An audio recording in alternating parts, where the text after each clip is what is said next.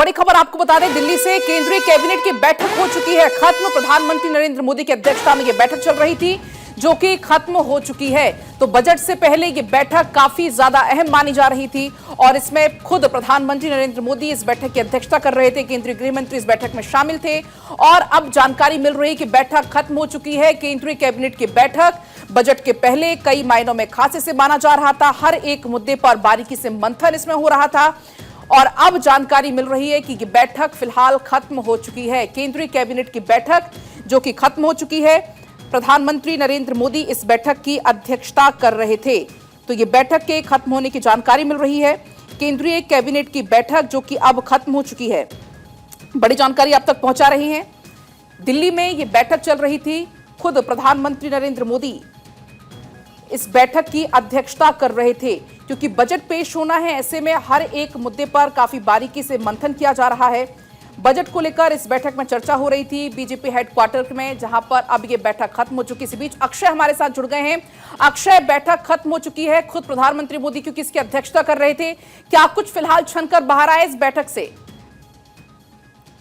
और देखिए, प्रधानमंत्री निवास पर ये बैठक चल रही थी और लगभग 2.5 घंटे से ज्यादा समय तक ये बैठक चली है।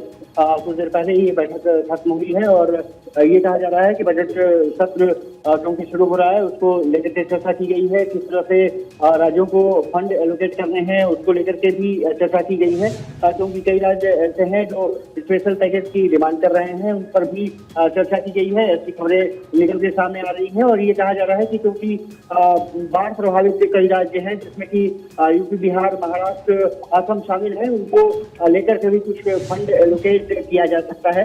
ये कहा जा उसके बाद केंद्र सरकार की तरफ से अश्विनी वैष्णव प्रेस कॉन्फ्रेंस कर सकते हैं और कैबिनेट के डिसीजंस को बता सकते हैं। सबसे बड़ी बात ये रही है कि जो बजट 22 तारीख से शुरू हो रहा है, 23 तारीख को बजट वित्त मंत्री निर्मला सीतारमण को पेश करना है, तो उसके लिहाज से ये कैबिनेट बैठक काफी महत्वपूर्ण रही है और किस तरह से तैयारियां हैं कि उसको लेकर के भी चर्चा की गई है। और माना जा रहा है कि कुछ राज्य क्योंकि स्पेशल पैकेज की बात कर रहे हैं जिसमें आंध्र प्रदेश और बिहार शामिल है, इनको लेकर के भी चर्चा की गई है कि किस तरह से राज्यों को उनके आबादी और उनके क्षेत्रफल के हिसाब से किस तरह से फंड को एलोकेट किया जा सकता है, उस पर भी चर्चा की गई है। ऐसी खबरें आ रही। अक्षय, इसके अलावा और किस किस मुद्दे पर बातचीत हुई है? क्योंकि नीट को लेकर भी बीच में बात सामने आई थी कि नीट पर भी मंथन इस बैठक में हो सकता है, क्योंकि बजट सत्र में विपक्ष कहीं ना कहीं नीट मुद्दे को लेकर घेरता हुआ नजर आने वाला है, क्योंकि आज सुनवाई भी यहां पर सुप्रीम कोर्ट में हो रही है।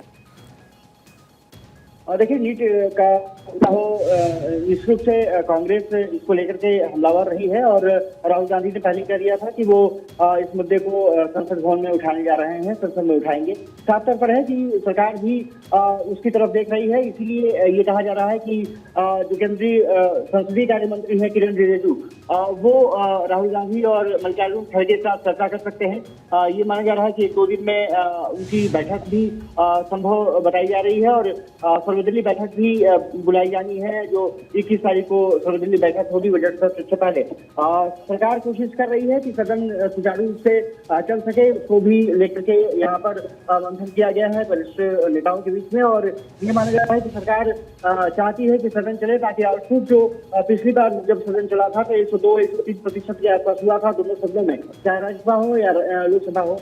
ऐसे ही सरकार चाहती है कि जब बजट सत्र शुरू हो तो शोर शराबा के कारण जो पब्लिक मनी है वो बर्बाद नहीं होनी चाहिए। उसको लेकर के भी निश्चित रूप से अब केंद्र सरकार पर दिखाई दे रही है और विपक्ष को टालने की भी कोशिश कर रही है। लेकिन ये माना जा रहा है कि बेरोजगारी का मुद्दा हो, महंगाई का मुद्दा हो या फिर अग्निवीर जो योजना की बात हो, कहा जा रहा है कि उसमें कुछ बदलाव किया जा सकता है।